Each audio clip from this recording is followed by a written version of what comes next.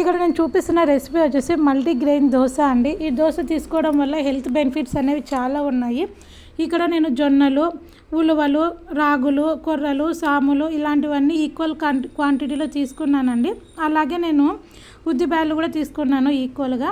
ఇవన్నీ నీట్గా వాష్ చేసుకొని 6 to 8 hours నేను సోక్ చేసి పెట్టుకున్నానండి.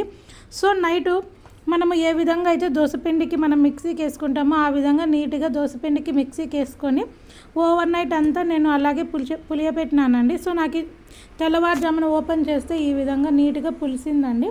దాన్ని నీట్గా డైరెక్ట్ దోశ వేసుకోవడం అండి. ఇది ఎక్కడ స్టిక్ అవ్వకుండా నీట్గా వస్తుందండి. ఒకసారి ట్రై చేసి చూడండి. నేను దాని కాంబినేషన్లో పండుమిర్చి పచ్చడి తీసుకున్నానండి.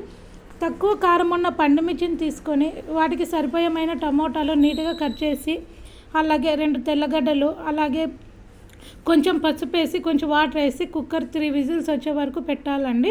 సో 3 విజిల్స్ అయిపోయిన తర్వాత మనం నీట్గా మిక్సీకి వేసుకోవాలి. అది ఆల్రెడీ మనం ఉడకబెట్టుకున్నవి.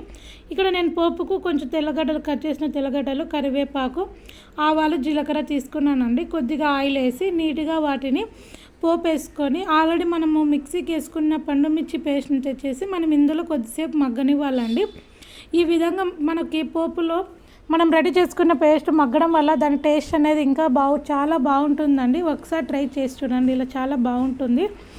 ఈ పండుమిర్చి పచ్చడి అనేది దోశలకే కాకుండా ఇడ్లీలకి కానీ, వేడివేడి అన్నంలోకి కానీ, చపాతీలకి వీటికి చాలా బాగుంటుందండి. ఒకసారి ట్రై చేసి చూడండి. అలాగే మీకు ఎలా వచ్చిందో కూడా నాకు కామెంట్ చేసి చెప్పండి.